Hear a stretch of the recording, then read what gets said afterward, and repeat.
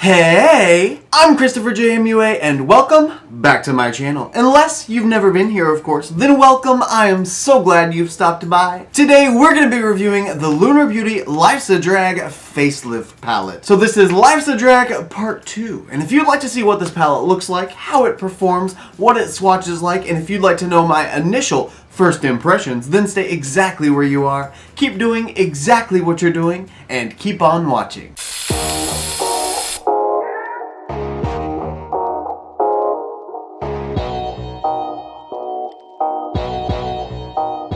Okay guys and gals, here is the Lunar Beauty Life's a Drag Facelift Color Palette. This palette was $48 and it was ordered directly from lunarbeauty.com. Then if we flip it over to the back, we've got the logo, Manny MUA's signature, as well as the ingredient list on the bottom and the social media links right down the middle. Then if we flip it over again, let's open it up and see what the actual palette looks like. Now the description from the Lunar Beauty website is, I dedicated this palette to all my makeup lovers out there. We are all queens. My first experience in the makeup world was in drag, which is why drag has been such an important influence in my life and always will be.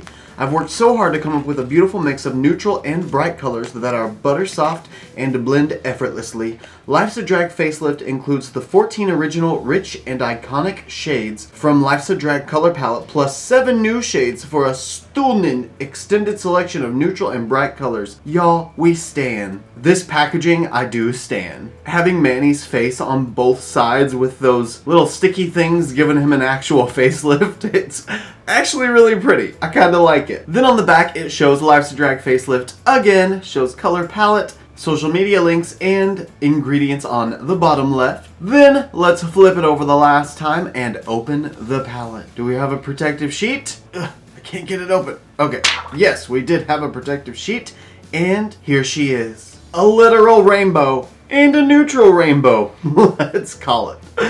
Okay, so now I'm going to zoom you guys in and we're going to get started on swatches. The first shade is the shade Cake Face. All Tea, Diva,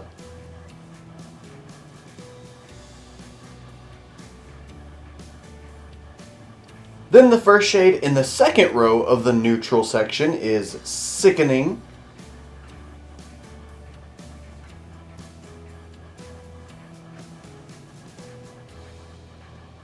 Hunty, Meaty,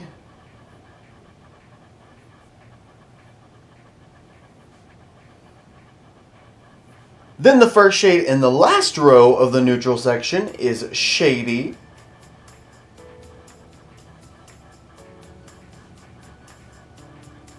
Trade,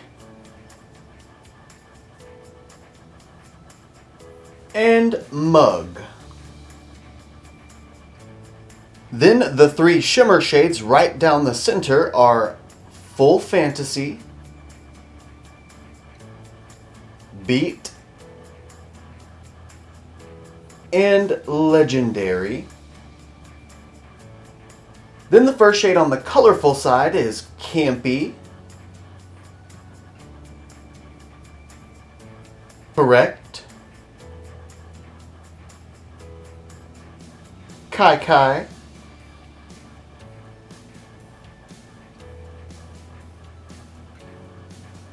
the first shade on the second row of the colored section is Pageant Queen,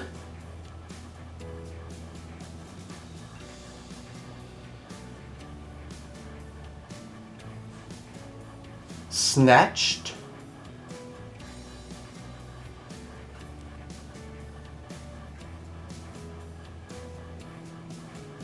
Clocked,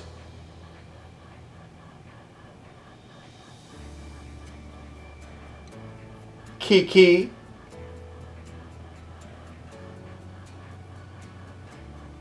Come on, sis.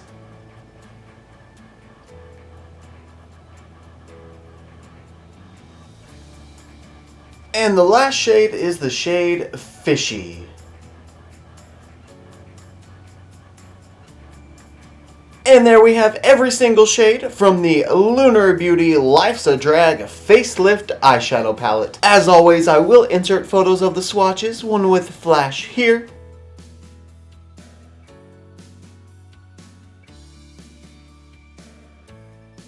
and one without flash here.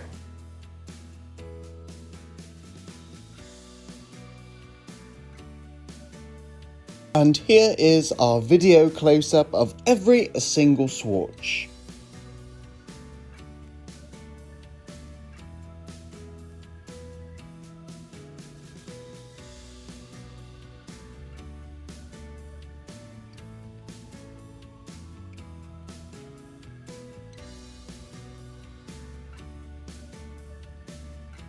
As you can see, I did go ahead and prime my eyes with my P. Louise base in the shade Rumor 02 off camera. And before we jump into a look, I want to show you guys the difference between Life's a Drag and Life's a Drag Facelift. Because like I said before, there are 7 new shades added to this palette and the pan sizes are a lot different. So I feel like it's definitely worth the comparison. So there's Life's a Drag, the OG palette on top, and then Facelift on bottom. And the 7 new shades that are in this palette are All Tea, Diva, Meaty, Full Fantasy, Correct, Clocked, and Come On Sis. I just thought it was worth mentioning the new shades so you could tell the difference between the two palettes. But now with that being said, let's go ahead and jump into a look. Now I'm pretty sure, I think anyway, that I do want to use more of the new shades than anything else. And obviously that's not going to lead me to a rainbow look, but I'm completely okay with using some colors and some neutrals. So I'm going to start by using this really fluffy Morphe brush, and I'm going to go into the shade Clock.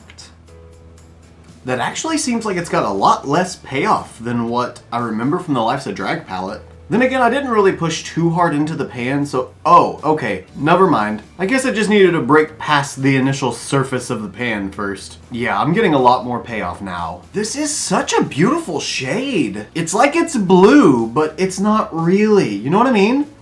It's a beautiful blurple. Love that. Blurple is applied. I literally love this shade. What was it? Clocked?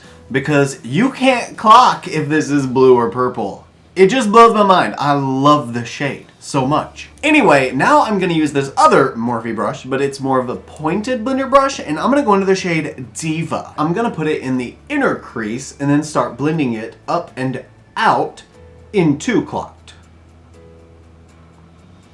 Okay, now I was going to pull the pink up and over to my brow bone, kind of like I always do, but I'm going to change it up just a little bit so that I break the monotony of my typical system, if you will. So I'm going to take this Morphe M506 pointed blender brush, and I'm going to go into the shade All Tea. That's another one of the new shades, and I'm trying to stick with as many of those shades as I can, just since I have already used the Life's a Drag palette. I want to keep it a little more interesting. And this might work, this might look okay, or it might be really terrible. We're gonna find out together. It's just kind of yellowy, and I don't know how that's gonna look.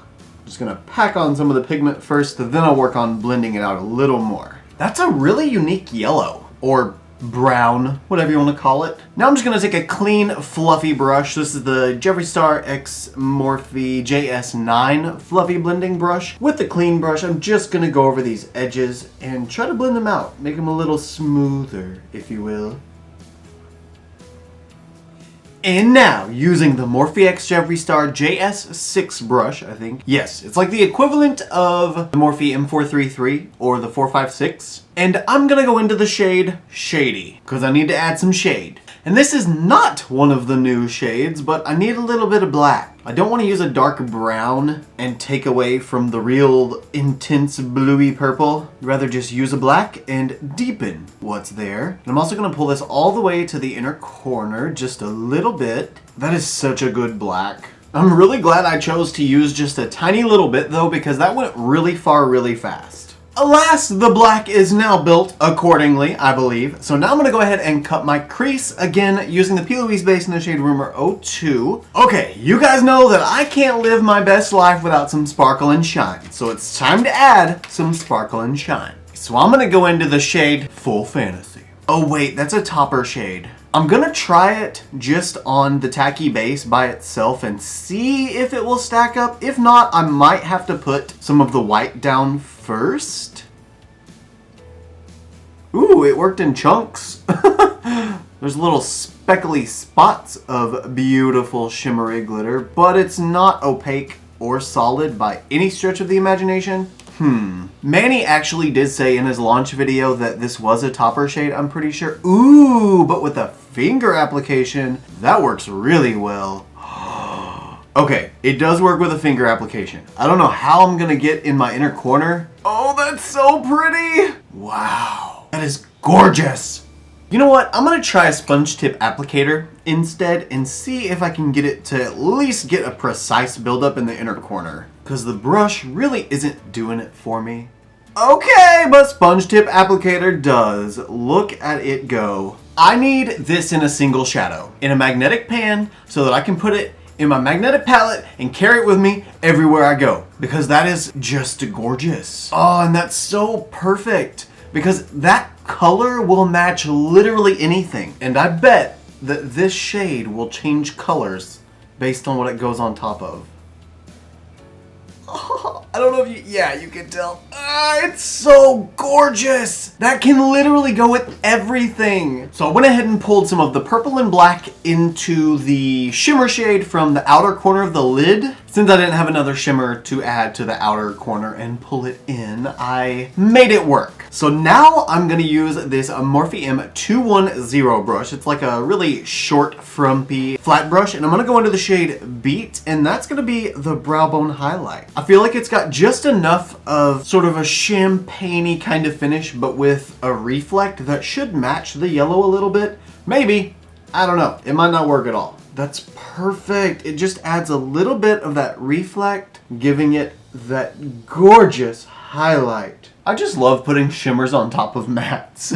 I feel like it changes everything so much more. So I'm gonna go ahead and go off camera and do all of my face makeup, get everything done except my lower lash line and the mascara for my lower lashes. And then I'll be right back so we can finish off the look. So enjoy your very minuscule intermission and I'll see you guys in just a second. I got my face on. Now it's time to finish off the lower lash line. I messed up and I put on my mascara for my lower lashes already. So kind of botched that one, but we're still gonna use some eyeshadow on the lower lash line because I can't leave it like this. Not gonna happen. And you guys know me, I have to pull my crease down to my lower lash line. So I'm gonna take this Morphe X Star JS13 brush, really tiny pointed detail blender brush, and I'm gonna go back into the shade Clocked and pull it from up here to down here. Oh, it's so hard doing eyeshadow with mascara in my lashes already. And last, using the Ulta Beauty X Harry Potter The Stone brush, I'm gonna go back into the shade Diva and use Diva to blend out Clocked on the lower lash line.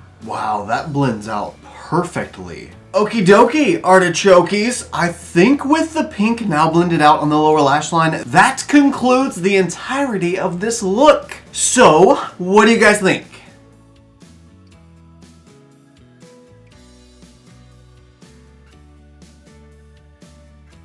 Not only was this palette super fun to play with, but it also worked really well. I was kind of taken aback at first with just how hard it was to pick up some of the color from the Clocked shade initially going into it, but once I started packing it on and broke past the surface layer of pigment and really started building it up, it got just as pigmented as it is in the pan. And that was really the only shade out of all the shades I used that I thought that I was having a problem with, when it really wasn't a problem, it was just getting used to the formula. But all in all, for the price, I really like this palette, especially for the versatility that you get in it. I mean, a rainbow palette on one side and a neutral palette on the other. Just now that I've truly experienced the facelift palette versus the Life's a Drag palette, I can definitely see why the upgrade took place. And I'm so glad it did. To me, this palette just works. It's got the versatility that I want, the quality that I need, and the price is right. So in case you couldn't tell, I would definitely recommend the Lunar Beauty Life's a Drag Facelift palette. Now, if you have the Life's a Drag palette, do I feel like you necessarily need this palette? Not really, but I will say the 7 shades that are added in do help complete the palette as a whole, and to me, I feel like that's pretty important, and it kind of lets me understand the perspective of where Manny was coming from creating this palette and kind of revising the original. And I think it's super cool that an owner of a brand can take the feedback given to them by the consumers and create something that is a representation of hearing that feedback. Not only do I think it's really awesome, but I respect that. So thank you, Manny, for Life's a Drag facelift. It's nice to have a part 2. And I cannot wait to try and create more looks with this palette. Just being able to use the full extent of the color spectrum and just have fun with it, you know? That's what makeup's for. Anyway, guys, that is it from me for this video. I hope you enjoyed it. If you did, it would mean the world to me if you wanted to give me a thumbs up just to let me know that you did. It helps me understand what type of content you guys enjoy so that I can continue to create content that you might enjoy. Also, if you like this look and you want to see more looks like them, you can follow me on Instagram, Twitter, Snapchat, and TikTok. My username is the same for everything. It's just ChristopherJMUA. And if you gain nothing out of this video, if you gain nothing out of any of my videos, please at least gain this. And that is to always remember and to never forget that you are absolutely beautiful. And I love you guys. Bye.